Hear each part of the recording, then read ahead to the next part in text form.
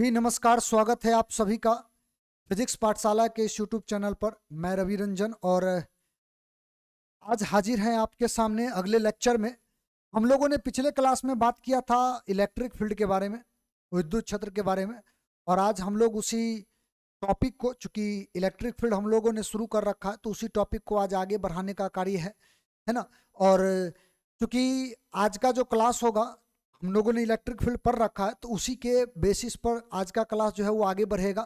तो पिछला जो बात है वो आपको ध्यान में रहना चाहिए, और पिछला हमें उम्मीद है कि पिछला वीडियो आप लोगों ने देखा होगा और उसको समझा होगा, क्योंकि पिछले क्लास में हम लोगों ने बात किया था केवल इलेक्ट्रिक फील्ड के इलेक्ट्रिक फील्ड का डेफिनेशन, फिर इलेक्ट्रिक फील्ड का जो कैलकुलेशन होता है किसी पॉइंट चार्ज की वजह से, बिंदु आवेश की वजह से, उसका एक फार्मूला देखा था, और एक विद्युत क्षेत्र रेखाएं, उसके प्रॉपर्टीज। तो कुल मिलाकर के इतना बात हम लोगों ने पिछले क्लास में देखा था और एक एक बात हम लोग डिटेल में समझे थे, और हम उम्मीद करते हैं कि वो बातें आपको समझ में आया होगा। आज उसी के बेसिस पर, यानी उसी को आधार मान करके हमें आगे का जो काम है वो करना है। आज वैसे हमें पढ़ना है विद्युत द्विध्रुव के बारे में, लेकिन द्विध्रुव को जानने से पहले थोड़ा सा अगर आप याद कीजिए, पॉइंट चार्ज हो, मान लो पॉइंट चार्ज क्यू है और इसके चारों ओर हमें इलेक्ट्रिक फील्ड निकालना है।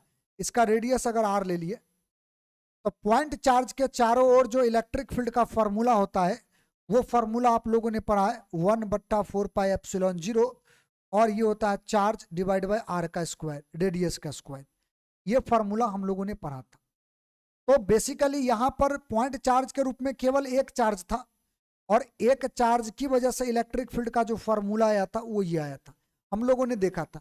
वैसे इलेक्ट्रिक फील्ड का जो डेफिनेशन से हमने फॉर्मूला निकाला था वो इलेक्ट्रिक फील्ड बराबर फोर्स अपॉन Q0 आया था। ये उसके मैथमेटिकल डेफिनेशन के आधार पर हमने फॉर्मूला लिखा था, लेकिन पॉइंट चार्ज की वजह से जो आपका फॉर्मूला आया था वो फॉर्मूला आपका ये था। इस फॉर्मूला को हम लोगों ने देखा था, ठीक है बात। तो बेसिकली यहां तक तो हम लोग जानते हैं, ये तो कोई भारी बात है नहीं।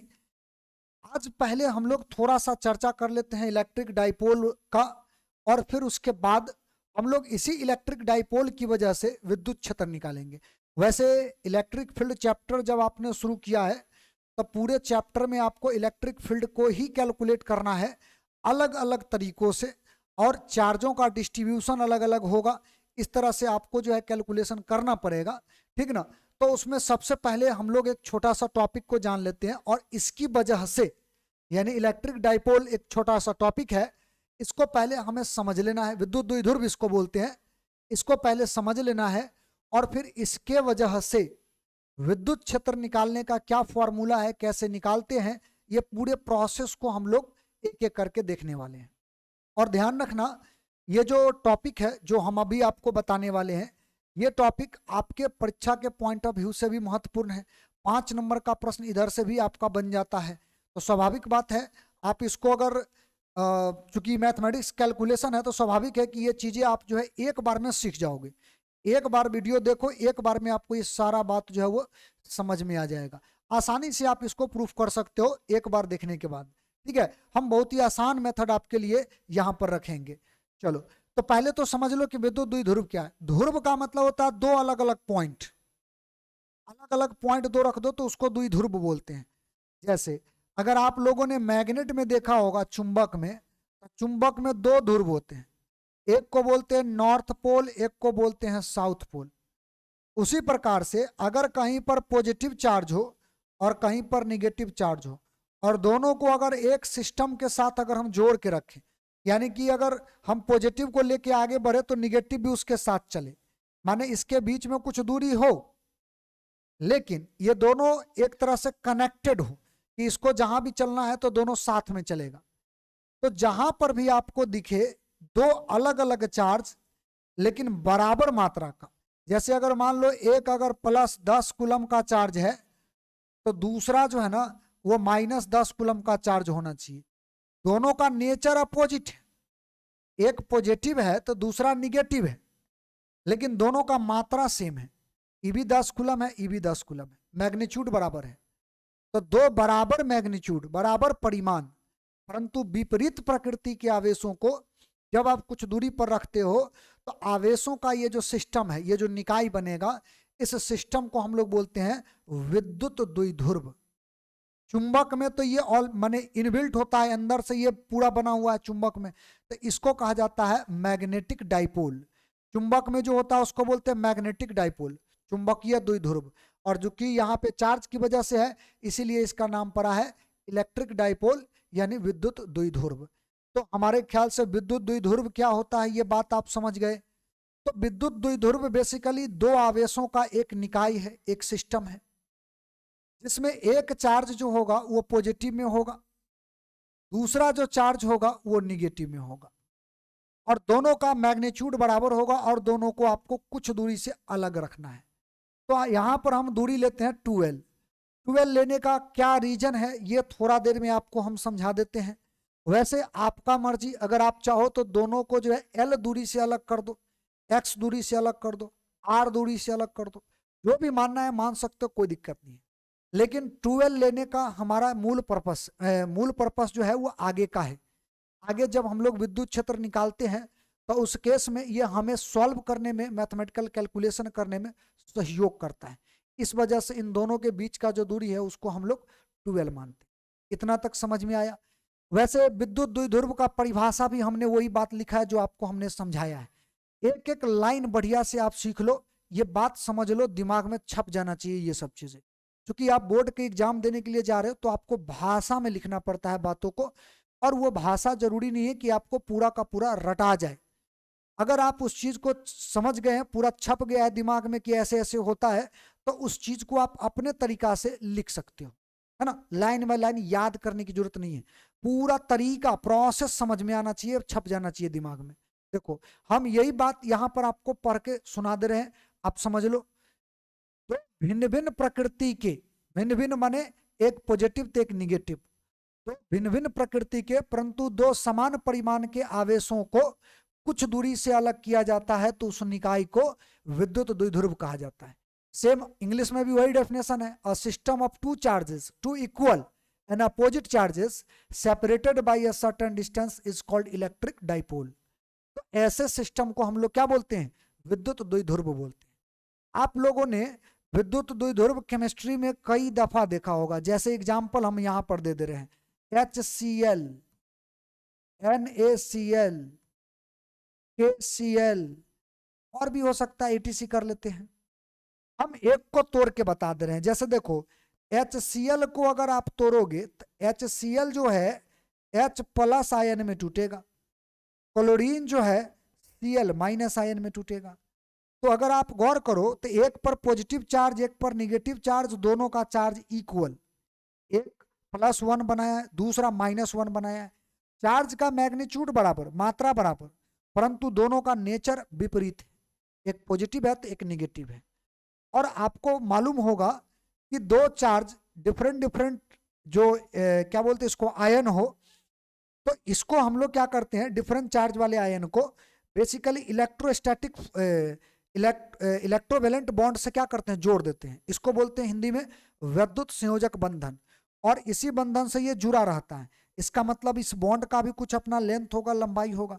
तो आप बताओ बेसिकली ये चार्ज दोनों कुछ दूरी से सेपरेट हुआ कि नहीं, और इन दोनों को मिलाकर के आपका HCl बना, तो क्या ये HCl द्विध्रुव बना कि नहीं बना।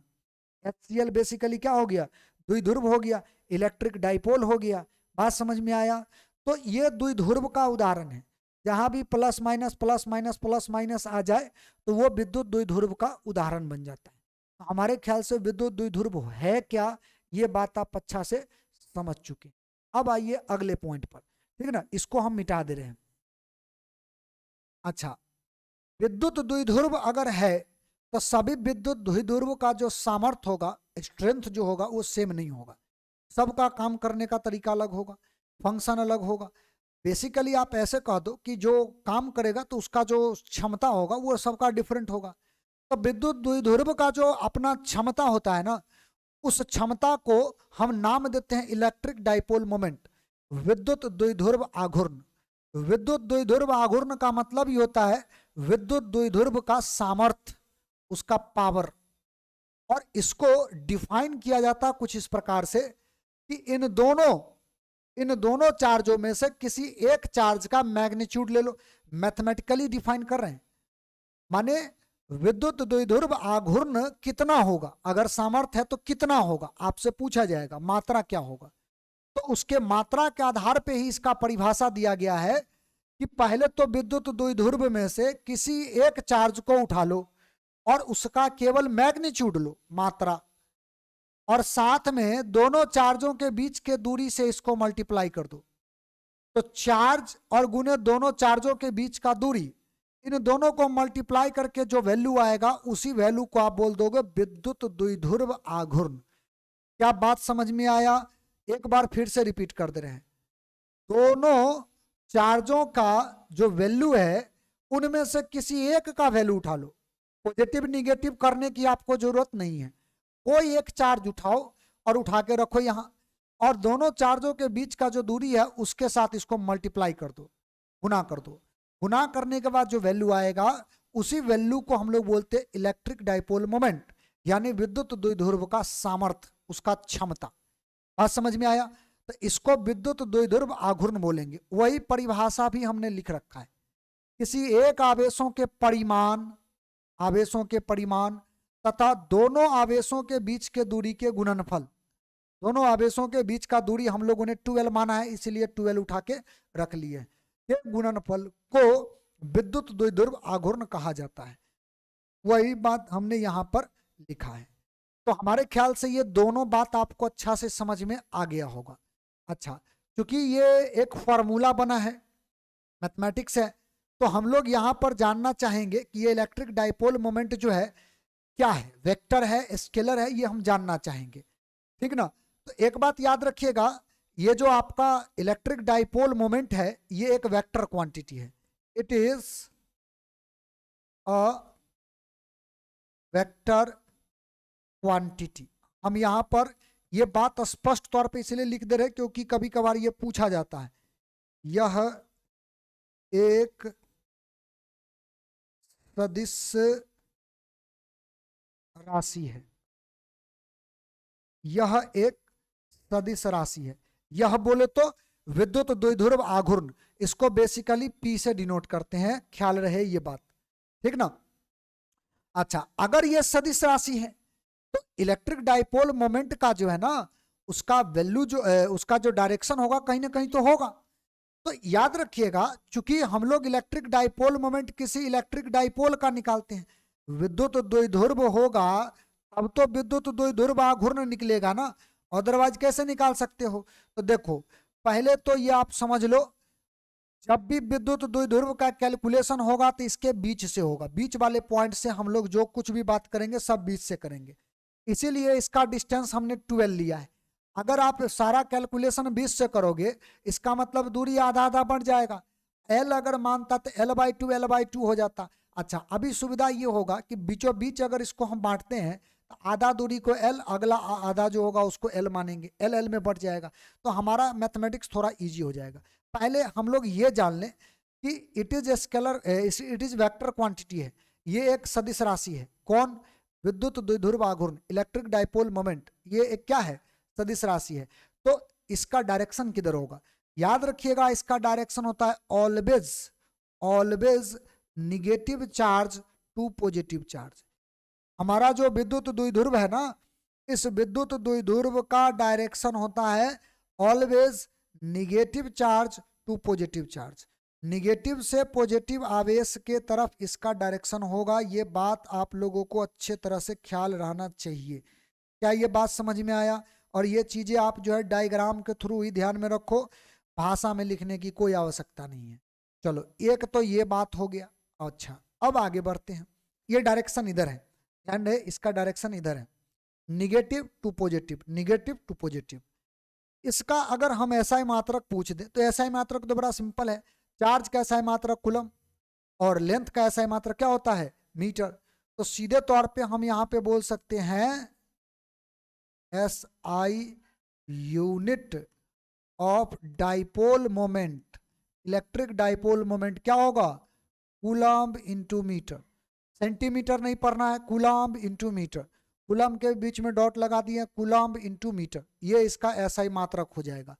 एक प्रैक्टिकल यूनिट बोल दो या बोल दो केमिस्ट्री में जो यूनिट इस्तेमाल होता है प्रैक्टिकल यूनिट, है ना, प्रायोगिक मात्रक इसको लोग बोलते हैं, प्रायोगिक मात्रक किसका, तो विद्युत द्विध्रुव आघूर्ण का लोग डीबाई मानते हैं, डीबाई, ठीक ना, डीबाई, डीबाई साइंटिस्ट का नाम है, उसी के नाम पर जो है इसका जो वैल्यू है वो दिया जाता है।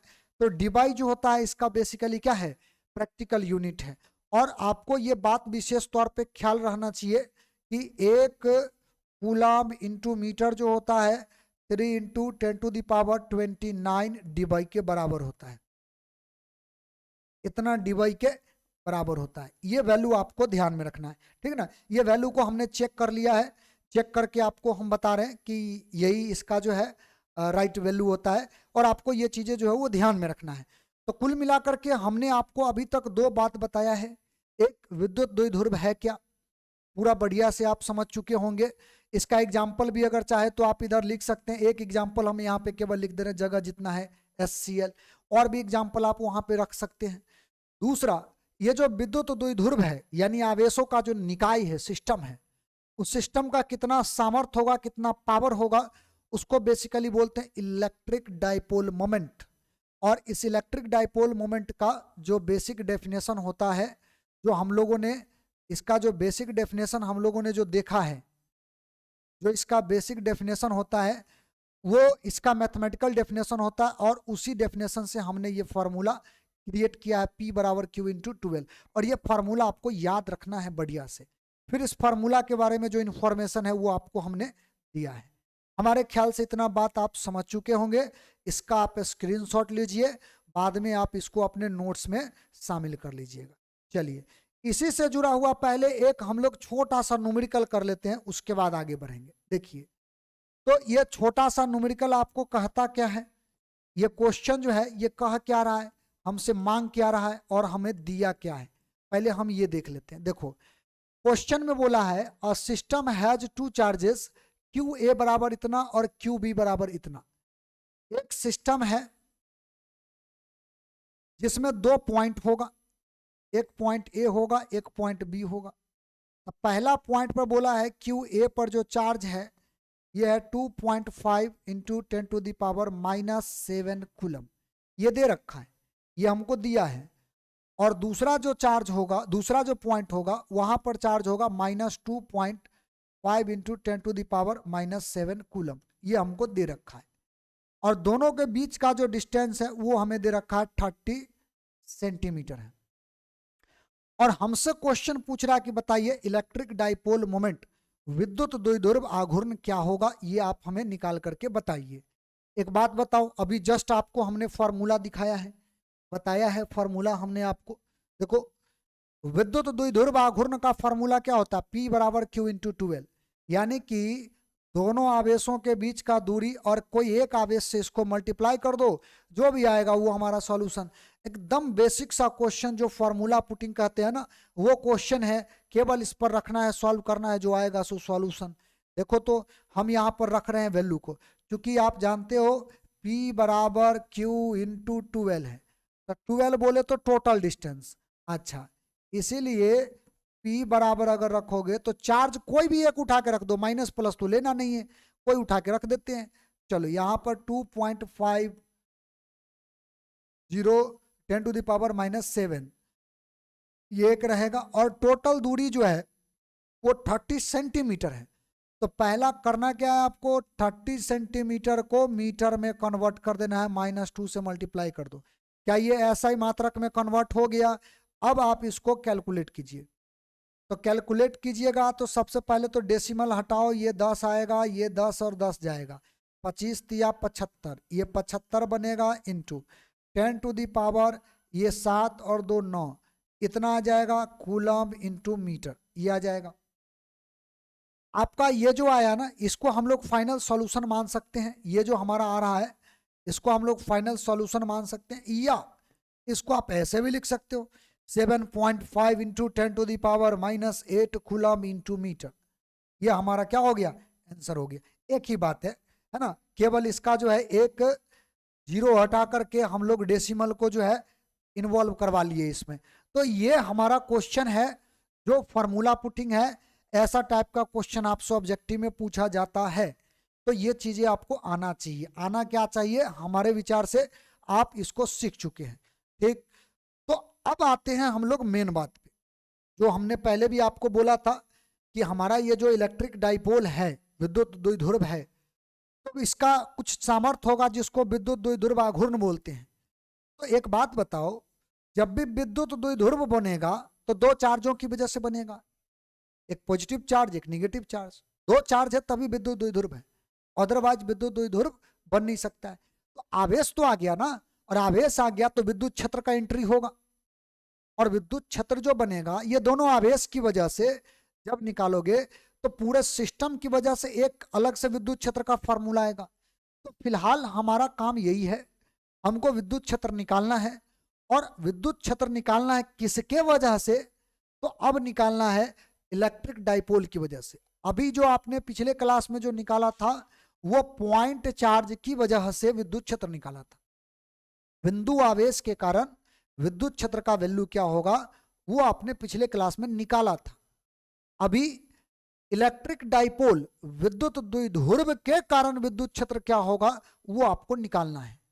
एक बात बताओ, विद्युत द्विध्रुव की जब बात होगा तो स्वाभाविक तौर पे जरा देखिए, हम अगर आपसे ये बोले एक पॉजिटिव चार्ज है एक निगेटिव चार्ज है, तो दोनों की वजह से द्विध्रुव बना।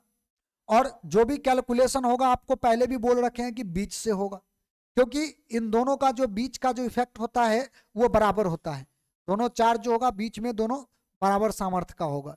तो जो भी कैलकुलेशन है बीच से करोगे। तो इसको क्या किया गया ना, तीन तरह से डिवाइड किया गया। पहले तो दो तरीका आप समझ लो कि दो तरीका से जो डिवाइड किया गया उसमें ज्यादा क्वेश्चन आपसे पूछता है। आपसे ये पूछ सकता है कि इसी लाइन के ऊपर कहीं पर इधर या इसी लाइन के ऊपर कहीं पर इधर विद्युत क्षेत्र बताइए।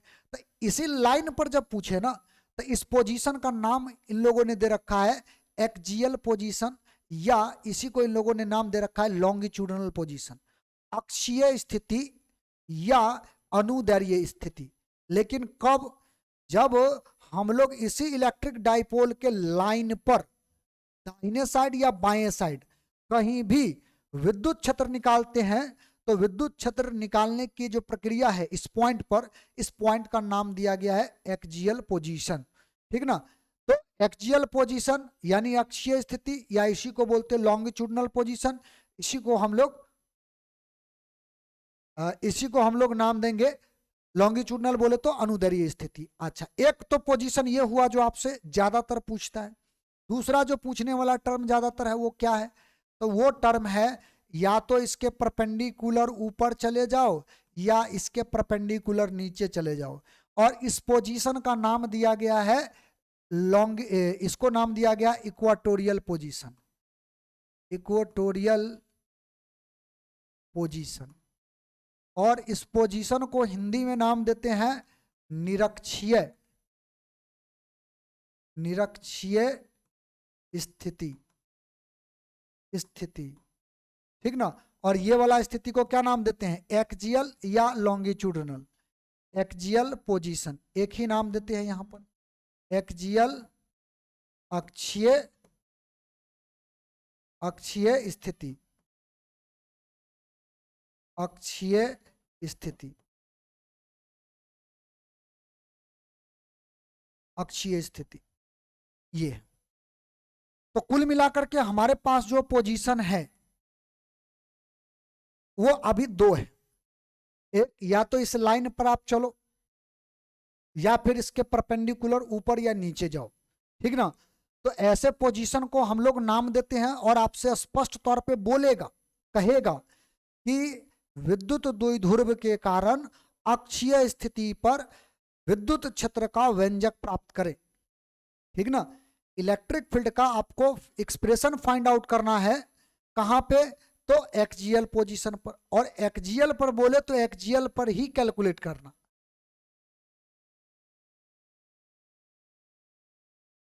इसी पोजीशन पर कैलकुलेट करना, ठीक ना। और इक्वेटोरियल पर अगर पूछे तो इक्वेटोरियल पर ही आप कैलकुलेट करना, ठीक ना, इक्वेटोरियल पर ही कैलकुलेट करना। चलो, तो अभी हम क्या करते हैं, अच्छा एक और पोजीशन आपसे देगा, एनी पोजीशन, कोई भी स्थिति बोल सकता है, लेकिन पहले हम लोग यहां से शुरुआत करते हैं। एक फॉर्मूला अभी जो है हम प्रूफ करेंगे, और वो जो क्वेश्चन होगा वो 5 नंबर का होगा, माने जो भी इसमें से आपसे पूछेगा वो तीन पोजीशन जो बताए वो तीनों का तीनों 5 नंबर में आपसे पूछा जा सकता है, ठीक है। तो सबसे पहला पोजीशन हम लेंगे एक्सियल पोजीशन, और वहां पर हमको निकालना है विद्युत क्षेत्र। देखिए हमने हेडिंग बना रखा है, electric field due to electric dipole, विद्युत द्विध्रुव के कारण विद्युत क्षेत्र, ये हमें निकालना है, ठीक है। तो पहला position A number position eight axial और लॉन्गिट्यूडनल पोजीशन, अक्षीय स्थिति या इसी को हम लोग बोलते हैं अनुदैर्घ्य स्थिति, इस स्थिति पर हमें इसको कैलकुलेट करना है, ठीक ना। चलो जी, तो पहले तो आप यहां पर एक डायग्राम बना लो, क्योंकि हमारा जो है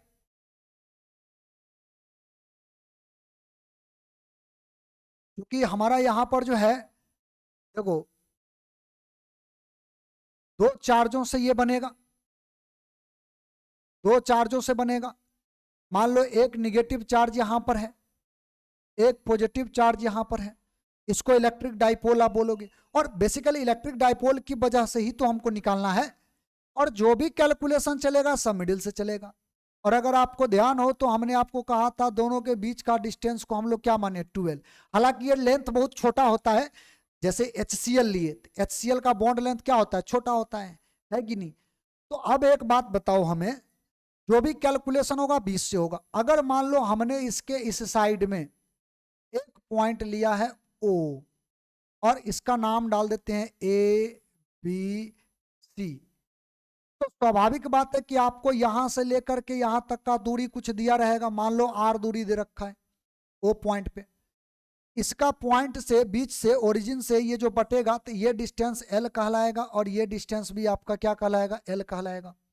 और हमको इस पॉइंट पर निकालना है विद्युत क्षेत्र, क्योंकि इसी पॉइंट को हम लोग नाम दिए हैं एक्सियल पोजीशन। अच्छा, कोई कहे कि हम उल्टा नहीं ले सकते हैं तो बिल्कुल ले सकते हैं, अगर आप चाहो तो उधर भी ले सकते हो, और सेम तरीका से आप कैलकुलेशन कर सकते हो जैसे हम अभी करने वाले हैं, है ना, कोई दिक्कत नहीं होने वाला है। तो पहले तो आपको ये डायग्राम बनाना है, और जो डायग्राम में आपने दर्शाया है यही बात को आपको भाषा में लिखना है। भाषा में लिखना अनिवार्य है, ये बात आप ध्यान से समझ लो, भाषा में लिखना अनिवार्य है, ठीक है। तो जो डायग्राम में आपने लिखा है, जो दर्शाया है वो चीज आप यहां लिख दो, जो लिखा है हमने दर्शाया है वही चीज लिखे हुए हैं। Let us suppose -q and +q charges are separated by distance 12, माना कि -q और +q दो आवेश है, इसको 12 दूरी से अलग किया गया है, तो बिंदु O पर विद्युत क्षेत्र होगा, यानी कि बिंदु O पर हमें विद्युत क्षेत्र निकालना है। एक बात बताइए, हम ऐसा मान सकते हैं क्या +q चार्ज को अकेला मान सकते हैं कि नहीं, हालांकि लास्ट में हमें दोनों को कंबाइन करके यानी सिस्टम ऑफ चार्ज की वजह से विद्युत क्षेत्र निकालना है, लेकिन तत्काल में कैलकुलेशन के लिए ऐसा मान सकते हैं +q अलग है -q अलग है। तो हम लोगों ने पॉइंट चार्ज की वजह से विद्युत क्षेत्र निकालना सीखा है, हम लोगों ने पॉइंट चार्ज की वजह से विद्युत क्षेत्र निकालना सीखा है। इलेक्ट्रिक फील्ड, चूंकि electric field due two point charge, ठीक है, बिंदु आवेश के कारण विद्युत क्षेत्र, ये हम लोगों ने देखा है, इसका फॉर्मूला आपको पता है, क्या है फॉर्मूला, तो इलेक्ट्रिक फील्ड बराबर 1/4πε0, और ये होता है चार्ज और बट्टा में रेडियस का स्क्वायर। इसको हम लोग, हालांकि इसको हम लोग इक्वेशन वगैरह कुछ नहीं मानते हैं, हम केवल इतना ध्यान रखेंगे कि ये फॉर्मूला हम लोग पॉइंट चार्ज की वजह से जानते हैं, इसी फॉर्मूला का इस्तेमाल करके हमको जो है ना पहले +q के कारण इलेक्ट्रिक फील्ड निकाल देना है, फिर -q के कारण इलेक्ट्रिक फील्ड निकाल देना है, और दोनों को लास्ट में कंबाइन कर देना है। देख लेना जैसे सॉल्व होगा वैसे सॉल्व कर देना है। कैसे कंबाइन करोगे, देखो एक बात बताओ, प्लस क्यू के कारण इलेक्ट्रिक फील्ड का डायरेक्शन किधर होगा, बाहर की तरफ, तो इसका इलेक्ट्रिक फील्ड बाहर की तरफ। तो हम ई लगा देते हैं और इसके नीचे इस पॉइंट का नाम दे देते हैं बी, यानी E B, electric field at point B वाले चार्ज की वजह से जो होगा वो ओ पॉइंट पर क्या होगा, बाहर की तरफ होगा, क्योंकि पॉजिटिव के कारण इलेक्ट्रिक फील्ड का डायरेक्शन हम आपको बाहर बता रखे हैं। अच्छा, माइनस के कारण क्या होगा, तो माइनस के कारण जो होगा निगेटिव चार्ज की वजह से अंदर की तरफ होगा, इलेक्ट्रिक फील्ड इसका जो होगा वो अंदर की तरफ होगा। Electric field due two point A, जो पॉइंट ए पर चार्ज है उस पॉइंट ए वाले चार्ज की वजह से ओ वाले पॉइंट पर जो इलेक्ट्रिक फील्ड का वैल्यू होगा वो इनवर्ट होगा, अंदर की तरफ होगा, और बी वाले चार्ज की वजह से बाहर की तरफ होगा। यानी अगर गौर किया जाए तो ओ जो हमारा पॉइंट है ना, इस ओ पॉइंट पर विद्युत क्षेत्र का दो वैल्यू आया, इलेक्ट्रिक फील्ड का दो वैल्यू आया, एक बाहर की तरफ है एक अंदर की तरफ है, दो इलेक्ट्रिक फील्ड आया है, दो इलेक्ट्रिक फील्ड आया है। तो एक बात बताओ, कोई भी व्यक्ति बता सकता है ओ पॉइंट पर अगर नेट वैल्यू निकालना हो तो जो बड़ा है उसमें से छोटा को घटा देंगे, लेकिन अब कौन तय करेगा कि कौन बड़ा है कौन छोटा है, ई बी बड़ा है कि ई ए बड़ा है, ये कौन तय करेगा, ये तय करेगा कौन, डिस्टेंस, क्योंकि चार्ज दोनों का बराबर है। अगर आप गौर करोगे तो क्यू चार्ज जो है इसके नजदीक है, यानी डिस्टेंस छोटा है, तो डिस्टेंस अगर छोटा हो तो इलेक्ट्रिक फील्ड बड़ा होगा, डिस्टेंस अगर बड़ा हो तो इलेक्ट्रिक फील्ड छोटा होगा।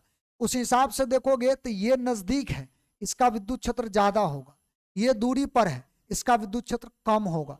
तो स्वाभाविक बात है इसका इलेक्ट्रिक फील्ड ज्यादा होगा, इसका इलेक्ट्रिक फील्ड कम होगा, तो ई बी में से ई ए को घटा देंगे, ई बी में से ई ए को घटा देंगे, और जो भी आएगा वही नेट इलेक्ट्रिक फील्ड का वैल्यू कहलाएगा।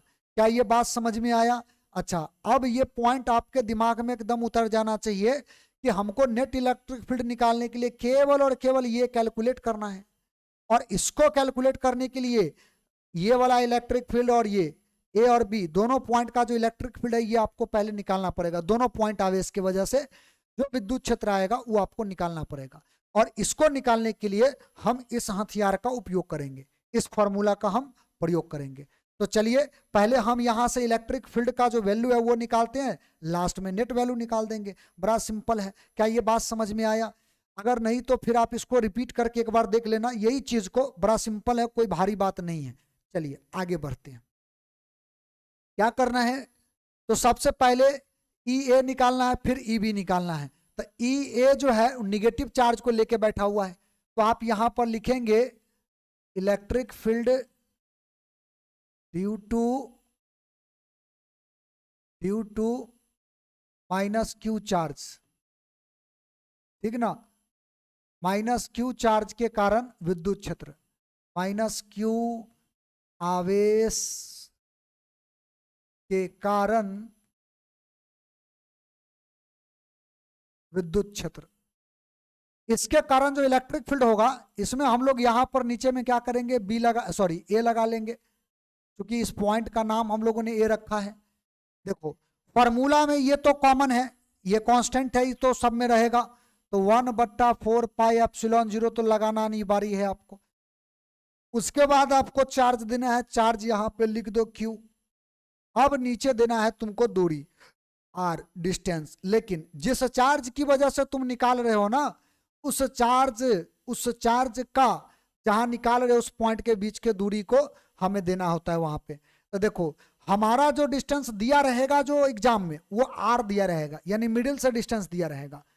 तो आपको ये डिस्टेंस निकालने के लिए क्या करना है, टोटल दूरी निकालना है। देखो यहां से यहां तक है आर, और यहां से यहां तक है एल, यहां से यहां तक है आर, यहां से यहां तक है एल, टोटल हो जाएगा आर प्लस एल, इसका होल स्क्वायर, इसको इक्वेशन 1 मान लेना, ठीक है, क्योंकि यही तो फॉर्मूला में स्क्वायर था, डाल दिए, जो इसका था वही रूप वहां पे डाले हैं, केवल वैल्यू इसका डाले हैं। अब इसी प्रकार से आप निकाल सकते हो electric field due to positive Q charge, ठीक है, प्लस क्यू आवेश के कारण, आवेश के कारण विद्युत क्षेत्र। तो यहां पर बेसिकली करना यह है कि नीचे में इलेक्ट्रिक फील्ड के जगह पर नीचे में जो है बी लगा देना, क्योंकि बी पॉइंट वाले चार्ज की वजह से निकालना है। अच्छा, अब यही फॉर्मूला लगाओ, ये तो कांस्टेंट है तो ये तो डालना पड़ेगा, 1/4πε0, ये तो आपको डालना पड़ेगा। चार्ज के जगह पर क्यों? क्योंकि दोनों का चार्ज सेम है, बराबर है। हमें तो यहाँ पर डायरेक्शन नेचर देना दिखाना होता नहीं है माइनस प्लस, क्योंकि डायरेक्शन हम लोगों ने दिखा रखा है। अब चाहिए दूरी, लेकिन अब दूरी चाहिए बी और ओ के बीच, बी और ओ के बीच। हमें ये दूरी पता है आर, ये दूरी मालूम है एल, ये दूरी हमें चाहिए। तब टोटल है आर, इसमें से अगर एल घटा दो तो ये दूरी बच जाएगा, तो यहां से आप रख दो आर माइनस एल, इसका होल स्क्वायर, और ये हो जाएगा इक्वेशन नंबर 2। हमारा काम, मूल काम जो था ना, जो बेस होता है जिसके आधार पे हम आगे फॉर्मूला डिराइव करेंगे, वो अब निकल चुका है। इसके बाद केवल और केवल बेसिक कैलकुलेशन करना है, और जो फाइनल आएगा वो हमारा फॉर्मूला हो जाएगा, कुछ चीजें उसमें मॉडिफाई करने के बाद। तो ये बेसिक बात है, यहां तक तो आपको आना ही चाहिए, यहां तक तो समझ में आना ही चाहिए आपको, ठीक ना। तो पहले ये वाला चीजें का आप चाहो तो पहले स्क्रीनशॉट ले लो, और आगे बढ़ते हैं हम लोग। अब नेट इलेक्ट्रिक फील्ड निकालना है पॉइंट ए पर, ओ पर।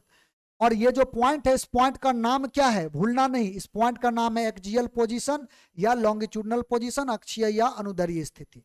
चलिए जी आगे बढ़ते हैं, हमें नेट इलेक्ट्रिक फील्ड निकालना है। तो देखो, नेट इलेक्ट्रिक फील्ड निकालना है, net electric field at point O, ठीक ना, बिंदु ओ पर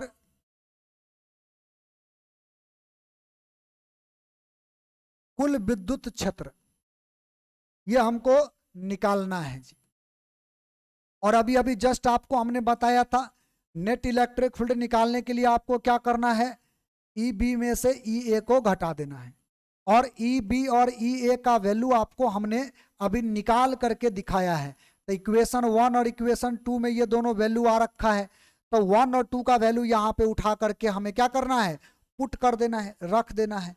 तो देखिए एक बार थोड़ा सा हम लोग यहाँ पर देख लेते हैं क्या क्या वैल्यू था। ए का वैल्यू में आर प्लस एल का होल स्क्वायर था, बी के वैल्यू में आर माइनस एल का होल स्क्वायर था। हम यही वैल्यू को उठा करके यहाँ पर रखते हैं। बी है, तो बी में क्या था, 1/4πε0 चार्ज बट्टा आर माइनस एल का होल स्क्वायर था। और ए का वैल्यू में क्या था, 1/4πε0 चार्ज और बट्टा में क्या था, आर प्लस एल का होल स्क्वायर था, यही था। तो आप करो क्या, यहां से जो कॉमन होने वाला टर्म है उसको कॉमन कर लो, बड़ा सिंपल सा बात है, कैलकुलेशन कोई भारी नहीं है, हमारे ख्याल से ये कॉमन हो जाएगा। चार्ज और 4πε0 कॉमन हो जाएगा, इसको कॉमन कर लो, और अंदर में बचेगा क्या, तो अंदर बचेगा 1/r माइनस एल का होल स्क्वायर, यही बचेगा। हम यहां पर डाल देते हैं इसको, 1/r प्लस एल का होल स्क्वायर, ये डाल दो। अब आपका जो बेसिक कैलकुलेशन है वो कहता ये है कि पहले तो आप इन दोनों का एलसीएम लो, इन दोनों का एलसीएम लो, तो नेट इलेक्ट्रिक फील्ड का जो इक्वेशन होगा कुछ इस प्रकार से आ जाएगा, Q/4πε0। इसमें हम क्या करते हैं, R square minus L square का होल स्क्वायर कर देते हैं। अगर आप इन दोनों को मल्टीप्लाई करो तो दोनों पर स्क्वायर है, स्क्वायर का टोटल पर स्क्वायर कर लो, ठीक है, स्क्वायर कॉमन करो, दोनों पर हो जाएगा। ए माइनस बी इंटू ए प्लस बी का मल्टीप्लीकेशन होगा, ए स्क्वायर माइनस बी स्क्वायर होगा, और टोटल का स्क्वायर यानी कि होल स्क्वायर हो जाएगा इसका। अब ये इधर जाएगा, ये इधर जाएगा, तो इधर आ जाएगा तुम्हारा आर प्लस एल का होल स्क्वायर। अच्छा, माइनस लगाओ, फिर ये उधर जाएगा, तो इधर क्या बनेगा, आर माइनस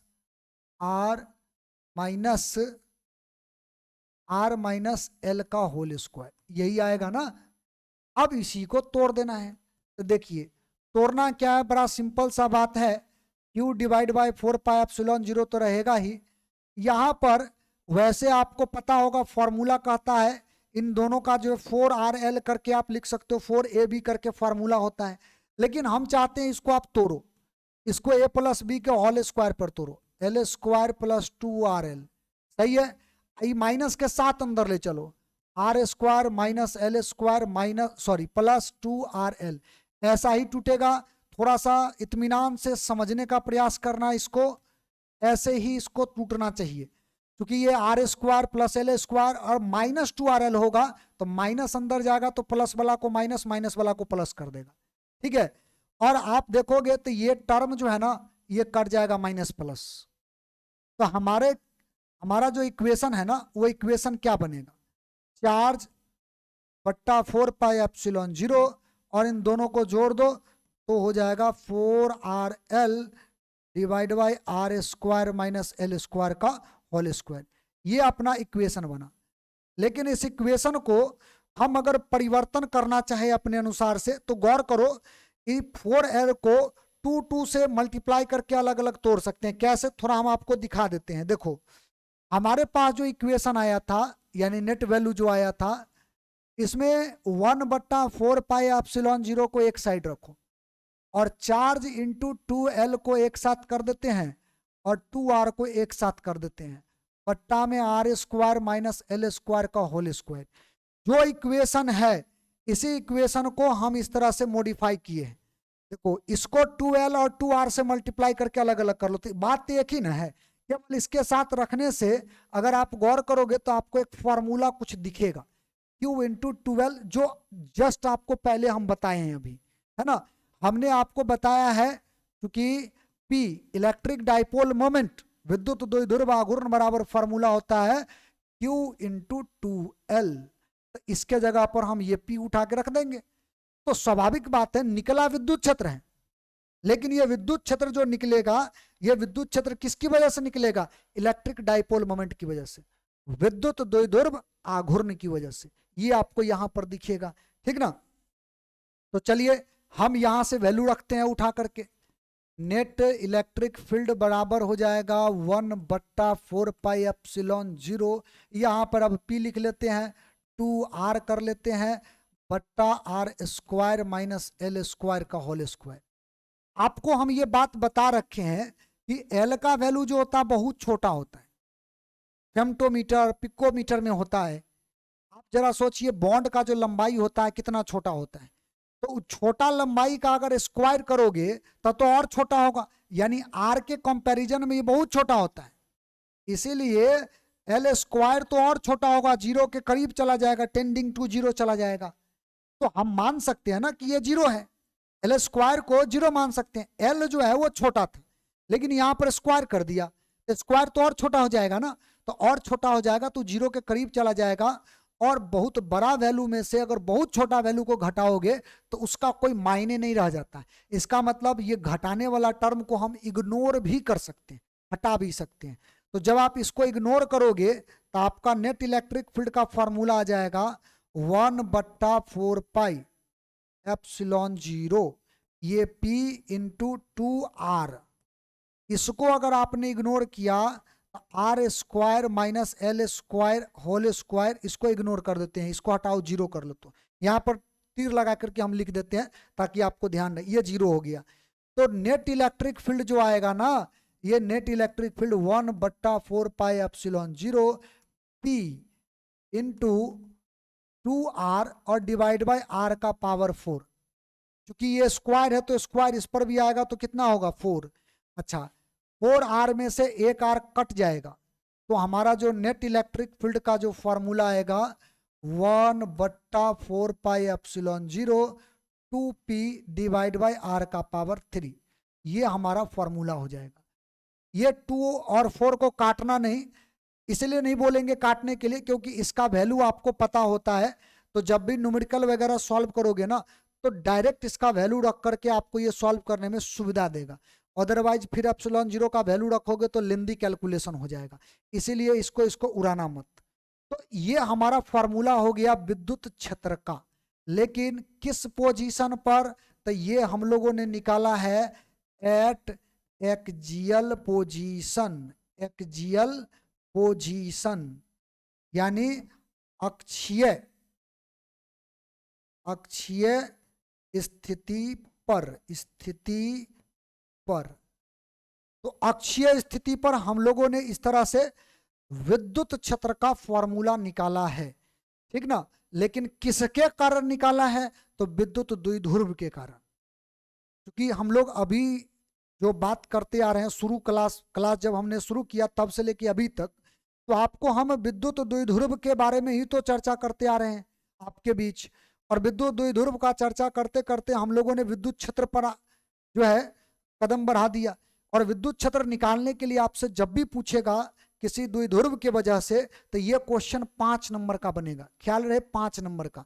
लेकिन उसमें जहां कहे वहीं निकालना। जैसे अगर बोले कि अक्षीय स्थिति पर विद्युत क्षेत्र का फॉर्मूला निकाल के बताओ, तो आप यही फॉर्मूला को प्रूफ करना, एक्सियल पोजीशन के लिए यही फॉर्मूला होता है, ठीक ना। इसका प्रोसेस आपको यहां से स्टार्ट करना है। हमने कहा भी था इसका जो है आप स्क्रीनशॉट लेते चलो एक एक करके। एक तो ये पेज था, दूसरा पेज तुम्हारा ये था, कैलकुलेशन का दूसरा पेज ये था, इसका भी आप स्क्रीनशॉट ले लो, ठीक ना। और तीसरा पेज आपका जो है, आखिरी पेज जो है वो ये है, ठीक ना, इसका भी आप स्क्रीनशॉट ले लो। तो कुल मिलाकर के विद्युत क्षेत्र अक्षीय स्थिति पर जब तुमसे पूछे तो तुमको ये फॉर्मूला को प्रूफ करके रख देना है। इतना प्रूफ करके जब आप रख देते हो आपको 5 नंबर पूरा मिलेगा, एक भी मार्क्स कटने वाला नहीं है, ठीक है। तो आज का जो क्लास है इसको हम यहीं पर समाप्त करते हैं। और थोड़ा सा आप लोग भी इस चीज को रिवाइज करते रहिए। और हमारा जो अब का प्रयास जो होगा उसमें वीडियो का जो बनाने का सिलसिला है उसको थोड़ा सा तेज करेंगे, वो प्रोसेस को थोड़ा हम आगे बढ़ाने वाले हैं अब। और अब आपको जो है कंटिन्यू वीडियो मिल सकता है। तो थोड़ा सा आप लोग भी अपना स्पीड बढ़ा लीजिए और तैयारी का भी जो चल रहा है उसको आप कंटिन्यू रखिए। जहां भी पढ़ रहे हैं एकदम बढ़िया से उसको कवर करते चलिए। और रेगुलर अगर आप कवर करते चलोगे ना तो यकीन मानो अंतिम में आपके ऊपर दबाव नहीं बनेगा। दबाव उसी के ऊपर बनता है जो शुरू में आराम करते हैं और लास्ट में जो है किसी भी तरीका से किसी टॉपिक को जो है एकदम दिमाग में भर लेना चाहते हैं, तो उनके ऊपर दबाव बढ़ जाता है, ठीक है। तो इसको आप लोग पहले कवर कर लेना। जितना बात हमने आपको बताया है इतना को आप निश्चित रूप से कवर कीजिए। अगले क्लास में अगला जो वीडियो लेक्चर होगा उस लेक्चर में आगे का जो पोजीशन होगा, जैसा कि हमने बताया था 3 पोजीशन, 2 पोजीशन का तो नाम दिया था, एनी पोजीशन तो उसका तो कोई नाम होता नहीं है। तो अगला पोजीशन पर विद्युत क्षेत्र निकालने का क्या प्रोसीजर है वो आपको हम बताएंगे, ठीक ना। लेकिन पहले आप इतना को पूरा अच्छा से कवर कर लेना।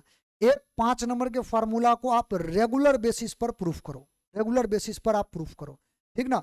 माने कम से कम 5 बार इसको प्रूफ करो बिना देखे, तो आपके दिमाग में ये छप जाएगा। पूरा का पूरा अच्छा से आप परीक्षा में भी सॉल्व करके आ पाओगे।